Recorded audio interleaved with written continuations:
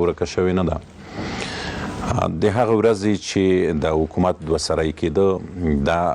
فکر کېده چې ګواکې دلته به دوه غږه د ډېرو موضوعاتو دپاره راوچتېږي، خو په هر صورت دا یوه اشتباه وه او یا هم یو د وخت اړتیا وه. هر ډول چې وه دغه کار وشو. د ملي یووالي حکومت په نوم باندې دغه نوې پدیده منځته راغله او افغانانو تجربه کړه. تجربه یې ترخه وه، افغانانو ته یې ګټه نه وه. د افغانستان هغه پرمختګ چې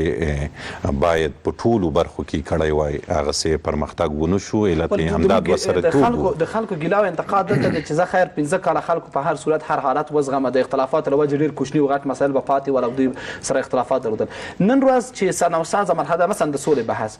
یا هم دا چې موږ یو ښې حکومتدارۍ دننه شو، خصوصا د سولې بحث، خلیزات راځي، امریکایان راځي، موږ سره خبرې کوي. ښځه سیاسون خو په یوه لاره دي، حکومت په بله لاره دی. حداقل حکومت د واحد دریځ خاوند خو وایي. دا خو امریکایانو ته د سولې پروسې ته ټول ته دا دلیل په لاس ورکوي چې ګواکې موږ لا حکومت مو په یو خوله نه دی، نو راځئ هر څه چې تحمیلوئ پر دغه وضعیت تحمیل کړئ. د سولې په باب ولې مشرانو د حکومت مشرانو سره قناعت نه دی کړی یو بل سره؟ دلته خو مسله دا ده چې نن سبا د ټاکنو موضوع ډېره ګرمه ده. دواړه ټیمونه مقابل پر مقابل دي، دوی سیالې ډلې دي. خصوصا اجرایه ریاست د تل دپاره دا غوښتي دي چې څنګه وکولی شي دغه پروسې چې روانې دي د سولې او د نورې هغه پروسې چې د ملي ګټو دپاره کار ترې اخیستل کېږي تر یو حده دوی ځنډنۍ او یا هم هغه خچهداري کړي. علت یې څه دی؟ علت یې دا دی چې نه غواړي چې د غني د نوم لاندې باید دغه کارونه وشي کوم چې باید شوي وای. دغه ستونزه اوس هم دلته شته دی. هغه څه چې غني د افغانستان د بهبود دپاره وایي، عبدالله کله هم هغه غږ نه بدرګه کوي. علت یې څه دی؟ علت یې دا دی چې دلته بیا د غني نوم ورسره لوړیږي. ستونزه دا ده که دغه غږ د افغانستان د ملي ګټو دپاره هم وي، که دغه غږ د افغانستان د لویو ګټو دپاره هم وي، دوی نه غواړي چې دغه کار وکړي په اوس کې. چون دلته یو موضوع د ټاکنو ده چې سیالې ډلې دي. بله موضوع دا ده چې په تیرو 15 کلونو کې اجرایه ریاست هغه کار کړی دی چې د افغانستان په بهبود نه و. یو مثال ته راځو، د بهرنیو چارو وزارت. د بهرنیو چارو وزارت یوازې د یوې ډلګۍ او د خاص قوم په واک کې ورکړل شوی و. دغه ډلګۍ هغه کسان کاشکې داسې کسان راوستي وای چې هغوی د افغانستان استازیتوب کولی شوی. په تاسف سره باید ووایو چې ولسمشر یوه اعلامیه ورکوي، د بهرنیو چارو وزارت ویاند چې د یوې ډلګۍ لخوا یو بې سواده یې راوستی هلته مقرر کړی و، هغه د ملي ګټو پر ضد باندې یو بل څه وایي. یعنې زه نه پوهېږم چې هغه یې څرنګوالۍ ته معرفي دی نه دی معرفي، هغه باید نه وای ګرځېدلی تر اوسه، هغه باید په پلچرخي کې پروت وای. خو چون دلته ظرفیت په حکومت کې دومره نشته دی چې داسې خلک ونیسي او دوی څرنګوالۍ ته ولېږدوي. او دوی بله موضوع ته اشاره کوم، هغه دا ده چې په رسنیو کې ځینې خلک دي چې د ملي ګټو پر ضد باندې، د ملي ګټو پر ضد، د ملي منافعو پر ضد، د ځمکنۍ بشپړتیا په مورد باندې د حکومت دننه په رسنیو کې د هر ځای چې بحث کیږي د دې په مقابل کې باید حکومت څه کړي وای. د دې خپرونې په استفادې دا غږ باید ورسوو چې وورونو یو څه وکړي. که یو څه ونه کوي، د افغانستان ملي ګټې همدغه جاسوسان چې اخته دي د افغانستان د ملي ګټو پر ضد باندې دلته خبرې کوي، د افغانستان دپاره دا سور ناسور دی،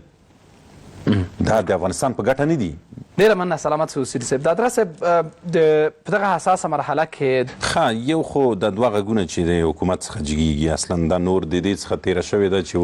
ووایو چې دا ښه ده او که بده، ټول په دې پوهېږي چې بده ده. حتی نور استفراق ته مجبور کړي دي، تر ډېره بده ده. دې ته اصلا بده نه وایو، دا بدترینه ده.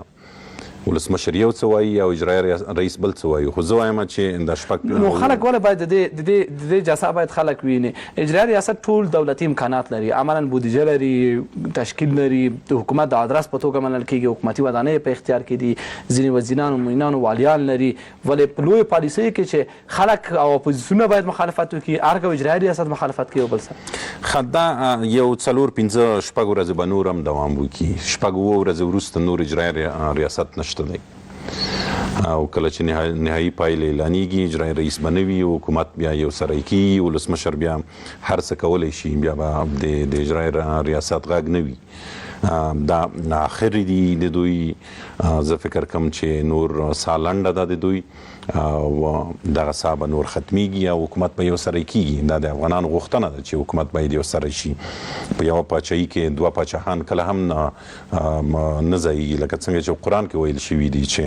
که چیرې دوه خدایان وای نو د نظام چې او دا نظام به په دې ډول نه و دا حتما تغییر یې کوو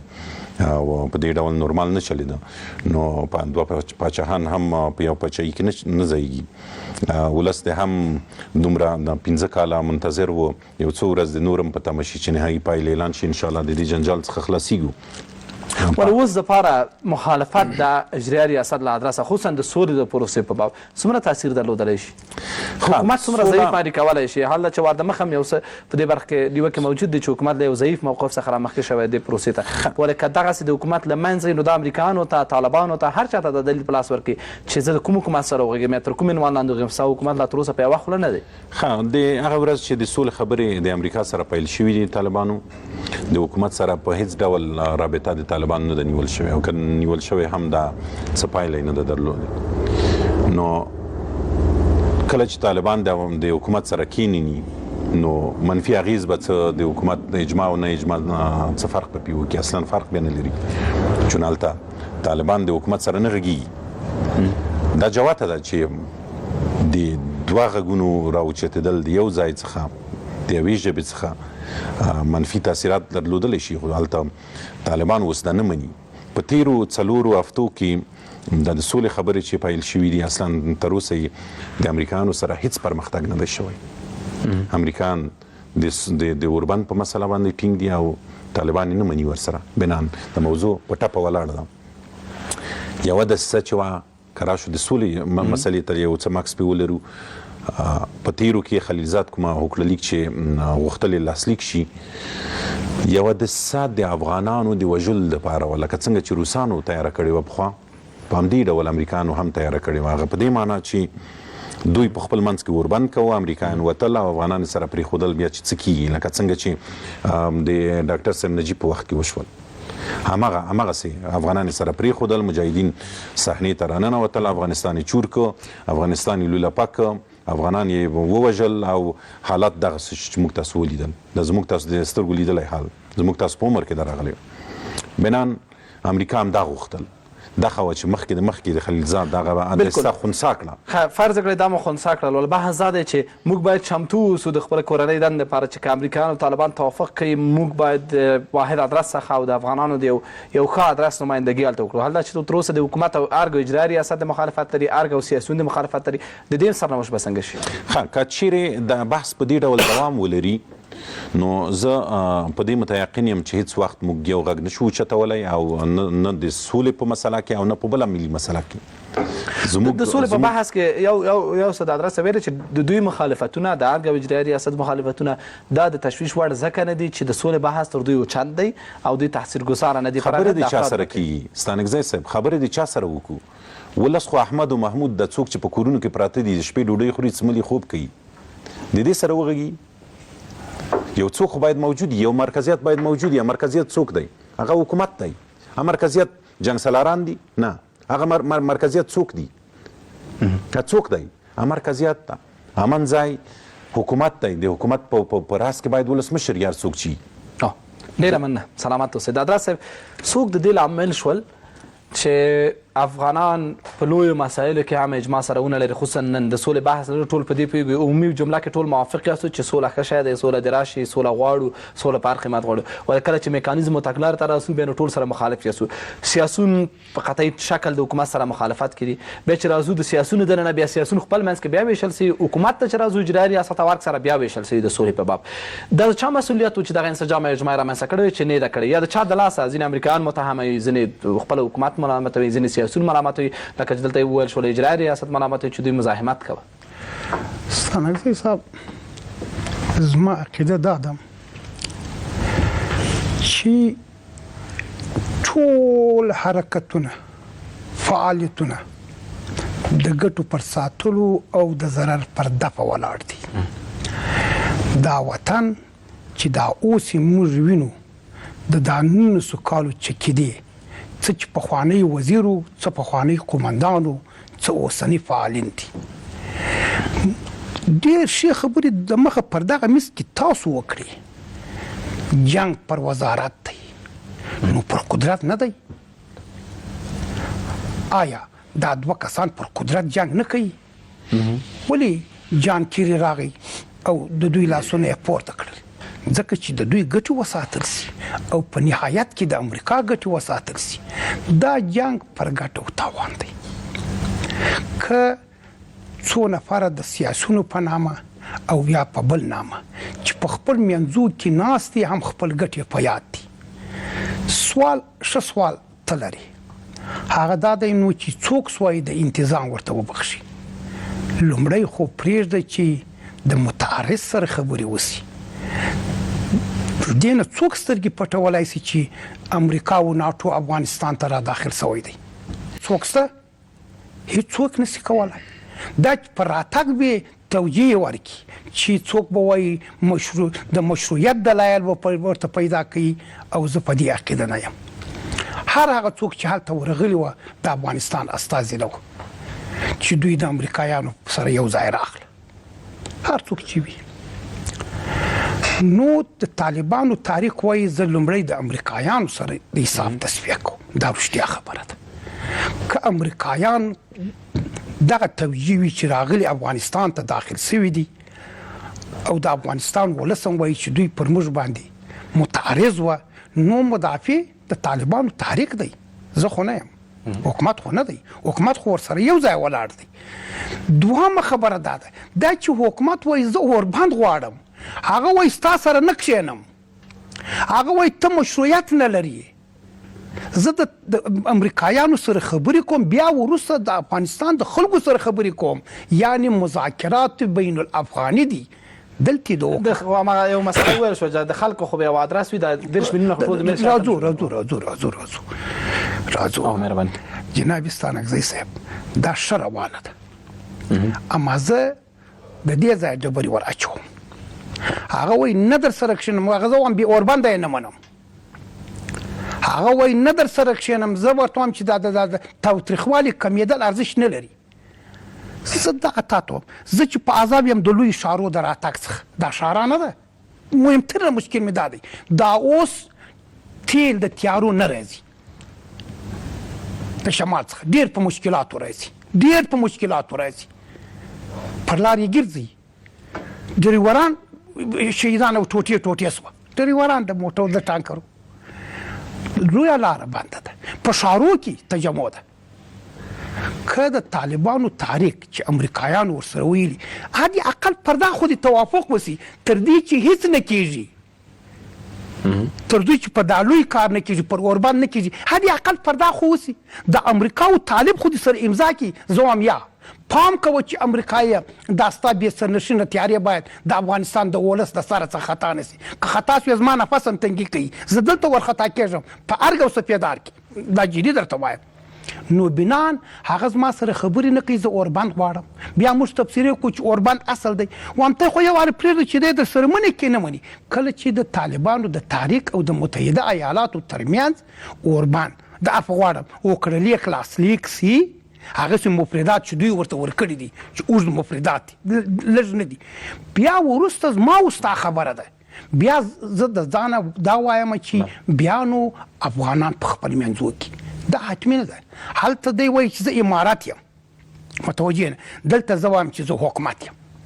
هلته دی وایي چې زما تر تسلط لاندې جغرافیایي محدوده ده او ولس هم راسره دی که نه دی دا 19 کال په څه شي جنګ کړی دی په دا 19 کال خو یو څه به راسره او امریکا وایي چې در سره دي روس هم وایي چې در سره دي که روس غلط وایي چین غلط وایي ایران غلط وایي پاکستان غلط وایي امریکا غلط وایي نو زه څوک یم دا خو هم صحیح منطقي خبره نه ده ټوله ورسره په یوه سلا دي چې ته یو قوت یې دغه قوت سبا دا خبره ده چې ته هم قوت نه یې نو زه هم باید نه وسم نو د کوم عنوان لاندې سره کښېنو د افغان یا به د امارات یا د جمهوریت ته وایې دا سره لیکه ده دی وایي هغه سره لیکه ده دا خو د اختلاف هغسې زاویه ده چې بیخي نه سره نږدې کېږو خو راځه چې داسې شعار و عنوان پیدا کړو چې ټوله سره کښېنو اوس یو دا خو وشو دغه وخت خبره ولې دې خواته خو باید حداقل یو ادرس یو اجماع یو توحید د نظر رامنځته کړو د ارګ او اجرا ریاست ترمنځ خبره ورانه ده د ارګ او د سیاستوال ترمنځ دا څنګه راځي شعار نه لرم خبره خو په دې نه کېږي چې راځه سره کښېنو زما او ستا ګټې سره مشترکې د 15 نفر یو د 15 نورو مخال راځه چې داسې شعار او طرح پیدا کړو چې اوس ما د مخه له عرض درته وایي په قصدي توګه اجرا ریاست او سیاسون نه غواړي د ارګ سره همکاري وکړي په قصدي توګه نه غواړي امتیاز یو خو په دې وطن کې له بده مرغه د تور لګولو فرهنګ ډېر قوي دی هېڅ نه کنټرول نه لري هېڅ نه کنټرول نه لري داسې سیستم کله شته چې د تور لګولو کنټرول تور لګول یوازې په افغانستان کې د قانون په لیاز د څارنوال واک دی بل څوک حق نه لري چې تور ولګوي ولې موږ تاسې هره ورځ سلګونه تورونه په رسانو کې یو پر بل لګوو نو خو سیستم نشته چې پوښتنه وکړي د مخه اصولي صاحب دغسې یو اشاره درلوده زما اشاره دا ده چې رښتیا هم تور لګول ډېره اسانه خبر ده اثبات نهایت مشکل دی 3 محکمې په کار لري متوجه نه ولې هره ورځ د رسانو د میز پر اړخ ناست یو پلانی ښه دی پلانی بد دی یا ورور دغسې نه ده تور لګول اسانه خبره ده ولې اثبات یې ډېر مشکل دی چې څوک ښه دی څوک بد دی اما یو شی درته وایم دا ثابته خبره ده چې په دا 19 کالو کې سیستم نه دی جوړ شوی که سیستم جوړ وای اوس په میکرویانو خیرخانې او بازار کې هره ورځ وژل ټکول وهل جنګ سالار خو نور قوي سوی دی چا ویل چې ضعیفه سوی دی جنګ ساله هغه د مځکو غاصب خو نور قوي سوی دی راغلو ودې ته دا ټاکنو نوم هم دلته واخیستل سو موږ 3.4 میلیونه دغه لرو معتاد لرو په افغانستان کې اته بالا که دوی هم صندوق ته رای اچولې وای 4 میلیونه رای اوس کېدلې چا نه دي سوایدلي چې دوی هم $1 ورته ورکړي دوی دې ته وهڅوي چې راځئ رای واچوه وروره په 15 میلیونه کې د 1 لک یا 4 لک 7 لک رای ورکول په دې معنا دی چې خلکو وایي په مخه مو شه په مخه مو شه په مخه مو شه نه مو غواړم ډیره مننه سلامت اوسئ مزاح صاحب دلته د یو حل لاره په توګه مې یو بحث باید وشي چې د موجود وضعیت خاتمه پکار ده یعنې په دغه شکل سره اختلافات موږ منو په ټول نړۍ کې اصل دی په جمهوریتونو کې په دیموکراتیکو نظامونو کې اپوزیسیون وي حکومت وي دوی یو بل سره اختلافات لري ولې کله چې اختلافات وي هر یو بدیله طرح هم لري د هغه څه چې دوی پرې نقد کوي ولې متاسفانه دلته نه حکومت معلوم دی نه اپوزیسیون معلوم دی نه طرحه معلومه ده او نه بدیله طرحه معلومه ده خلک تنګ شوي خلک د دې هر څه قیمت پرې کوي د ارګ او اجرایي ریاست ترمنځ اختلاف قیمت خلک پرې کوي د قانون ټاکنې کېدو قیمت په دې 15 کالو کې خلکو پرې کړه همدارنګه اوس هم د سولې قیمت خلک پرې کوي د سولې د نه کېدو قیمت نو بحث دا دی چې څنګه کولی شو بالاخره یو اجماع ته لاړ شو تر اخره خو په همدې اختلافاتو نه شو تللی بالاخره به موږ داسې یو ادرس یاستو چې پرهیز به حساب یو بیا به امریکایان چې څه غواړي هغه به تحمیلوي بالکل خبره داسې ده چې د 18 کاله نه را په دې خوا چې د جنگونه شروع شوي دي او جدي جنگونه شروع شوي دي مړینې کېږي هره ورځ یعنی هیڅ چا داسې یو طرحې نه دي وړاندې کړي چې ولاره پیدا کړي هر څوک چې راغلی ده بس استفاده یې کړې ده دا 15 کالو کې خو که واقعیت ووایو د رئیس جمهور په شان هیڅ چا پخوا کار نه ده کړی دا نور چې نه دي کړي او حسد هم مري او کار یې هم د لاسه نه کېږي او مخالفت هم کوي تاسو فکر وکړئ دا وزارت خارجه چې مخکې اصولي صاحب ورته یادونه وکړه خو د وزارت خارجه کې د امتحان اخیستل څه نقص لري دلته داسې خلک دي چې انګلیسي نه ده زده تا چې انګلیسي نه وي زده ته په خارج کې څنګه د افغانستان نمایندګي کوي دلته مثلا وزارت خارجه کې اصلاحات روان دي چې په یو ملک کې چې مونږ یو سفیر ولرو یو سفارت ولرو 2-3 قونسلګرۍ ولرو باید کمی کو ضرورت ورته نشته یا مثلا دغه کسان چې واجد شرایط نه دي چې په وزارت خارجه کې وي هغه باید نه وي هغه چار څوک وي نو د دې مخالفت هم کیږي دا ولې مخالفت کیږي دا مشکل څه شی ده اصلاحات دا چې ولې کای د حکومت شریک ګڼي ولې قناعت نه دی اثر شول دغه اجماع نه اخسر هغه وایي چې زما د حذف په لټه کې اسي زما د سیاسي ضعف په لټه کې اسي معنا دا چې هغه کسان چې د اجرایي ریاست پورې اړه لري یا بل ادرس پورې اړه لري هغه لري کوي پر ځای خپل کسان کوماري دغه یو ذهنیت پیدا شوی پر همدې استدلال کیږي نو ګوره الته د میک یو پروسه ده چې دغه په اساس سره دغه اصلاحات صحت کیږي او په هغه باندې دوی تنقید نشي نیولای ځکه په هغه کې هر څوک شته لاره بيخي واضح معلومه ده. خبره ده چې تر هغه وخت پورې چې مونږ دغه تنگ نظرۍ نه تیر نشو، تر هغه وخت پورې چې مونږ اعتراف ونکو چې په دې حکومت کې د 15 کالو کې یو څوک راغلی ده چې په اردو کې اصلاحات راوستل، وزارت داخلي نه هم دا اوس تر اوسه پورې دغه نارامۍ چې په ښارو کې پیدا شوي دي اوس وطنه برطرفه شوي دي او نور کار ور باندې روان ده. همدغسې په قضا کې، همدغسې په څارنوالۍ کې، همدغسې د حکومت په سیستم کې دغه اصلاحات چې را روان دي او تجارت کې نور لارو خلاصول د افغانستان لپاره نور پلانونه لرل، دا خو د پخواني د ځان ته چې سیاسيون وایي د کوم یو د کوم د نظریه وړاندې کړې و، کوم یو پویدو اوس یو څوک راغلی دی چې په دې خبرو باندې پیږي او ملت هم پوهیږي چې دغه سړی پوهیږي دا کار کولی شي، دې ته باید وخت ورکړي. دوی نه ورکوي، دوی فقط هر چیرته غواړي چې د یو بدنامي ورته پیدا کړي، دا داسې ونه ښیي چې دا د لاسته راوړنې دي. نو دا خو لمر خو په یوه ګوته نه پټیږي. نو دغه د اجماع رامنځته کول خو بالاخره د یو چا مسؤلیت دی. بالکل دا اجماع ما خو مخکې ته ویل کنه، ګوره مونږ یو ملي اجماع جوړه کړې او هغه ملي اجماع باید مونږ ومنو ځکه چې د خلکو په رای سره خلک راغلل. اوس یو سیاسي اجماع ده، دوی پس له دې چې متوجه شول چې دوی طرح نه لري، اوس هر یو بیله بیله طرح راوړي. که داسې طرح د ټول سیاسيون او د احزاب مشران ولري چې په رښتیا سره په هغه کې د جنگ د بیا د جنگ منځته راتلل امکانات نه وي او د افغانستان په ملي ګټو وي، د افغانستان د سرحدونو، د افغانستان د ګټو نه نمایندګي وکړي، زه یقین لرم چې رئیس جمهور به سره مخالفت ونه کړي ځکه دی پوهیږي چې یو ملي اجماع مونږ لرو خو یو سیاسي اجماع ته ضرورت ده. دوی اوس دغه یو سیاسي اجماع جوړوي چې لکه دا زمونږ ده او ته چې حکومت چې یې مونږ ته هیڅ قناعت هم هیڅ اهمیت هم نه درکوو، قانع هم نه یو چې ته هر څه کوي. نو حکومت خو حکومت ده، نن خو دا نور خو حکومت نه ده، حکومت خو رئیس جمهور لري، حکومت خو یو دستګاه ده، حکومت په دنیا کې مشهور ده، خلک پیژني، سفارتونه لري، دلته سفارتونه د نور دنیا شته، په 15 میلیارډ ډالر دوی ته کومکونه کیږي. دا خو د دې لپاره کیږي چې یو سیستم ده، یو نظام ده. ډیره مننه. یو دغه فرصت به مېلمنو ته ورکړو چې دغه د بحث جنبندي وړاندیزونه وشي. دغه حالت اختتام غواړي، د پاشلي حالت، د تخاصم د حالت، د یو بل سره تقابل د حالت. موږ نه وایو چې په هره مسله کې دوی سره موافق دي ځکه د دیموکراسۍ او ولسواکۍ او اصل هم دا دی چې مخالفتونه موجود دي، ولی حد اقل د افغانستان په لویو مسایلو کې لکه سوله هغسې دوی واحد نظر باید ولري. د افغانستان په لویو مسایلو کې باید دوی د یو ادرس خبرې وکړي. دې لپاره باید څه وشي؟ په لویه کې اخلاقي جرأت باید دواړه وکړي، په ملي مسایلو کې باید یو موټی شي سره او د ولس غږ واوري. ولس همدا وایي چې تاسو یو موټی شئ او ملي مسایلو ته مخه کړئ. دوهمه مسله د ټوپک سالارو او د نورو رهبرانو او سیاسیونو ده چې په د تیرو 19 کلونو کې او یا هم 15 کلونو کې دوی وپړسول شول، دوی ته پیسې ورکول شوې، دوی ته واک ورکول شو او دوی به حد زیات پړسېدلي دي. د دې پړسو ولسمشر هم نشي کولی چې دا راټیټ کړي. بنان هغه خلک نه د ولسمشر سره جوړیږي،